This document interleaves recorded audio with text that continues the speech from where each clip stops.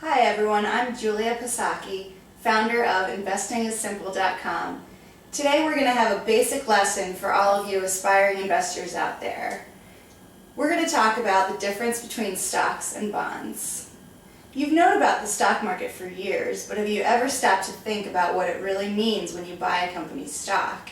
What about buying its bonds? What's the difference and why do you care? Companies need money to run, obviously. Think about that can of diet, caffeine-free cherry cola that you're drinking.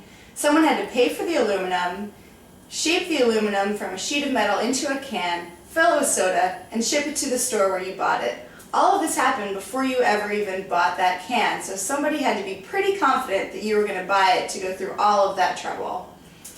As an investor, you're giving Cola Company the money that it needs to make its bubbly delight reach thirsty lips like yours everywhere.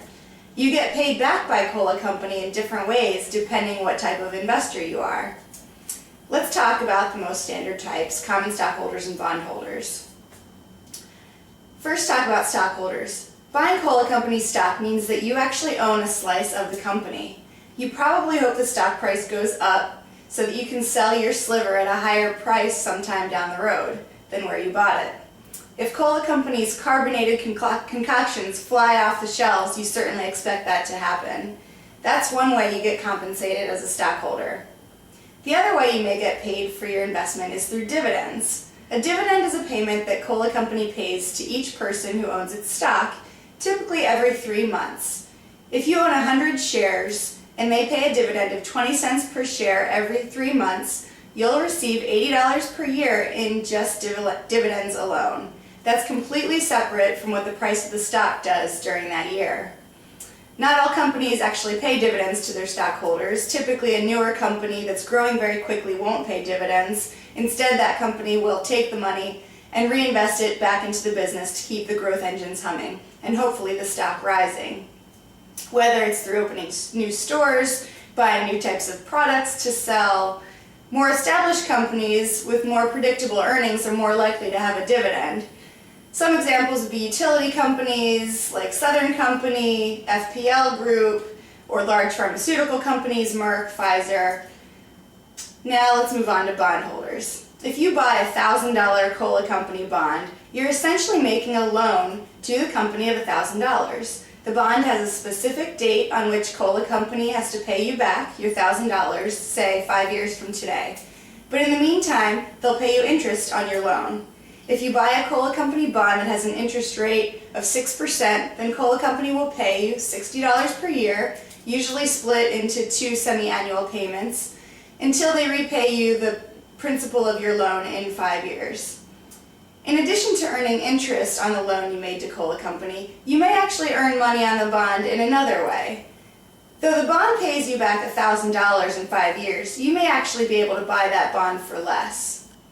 If Cola Company's bonds are trading in the secondary market, so after Cola Company has issued the bonds, they trade in a market just like stocks do, typically over the counter versus stocks being exchange traded, and those bonds may actually trade for $950, for example. So you bought for $950, you get paid $1,000 plus the interest. So you've made $50 just on price appreciation alone, plus the $300 in interest over 5 years.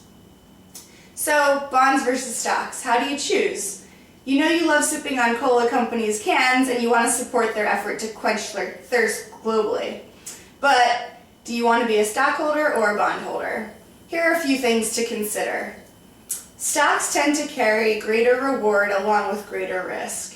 Common stockholders fall lowest in pecking order if a company goes belly up, but also tend to give the highest returns if a company does well. Bonds pay more money on an ongoing basis. Even if Cola Company is a dividend payer to its stockholders, bond coupon payments are generally significantly higher than dividends. Bonds have a specific lifespan, whereas stocks do not. Think you want to make a down payment on a house in 3 years? Investing in a high-quality 3-year corporate bond might be a good match. If you buy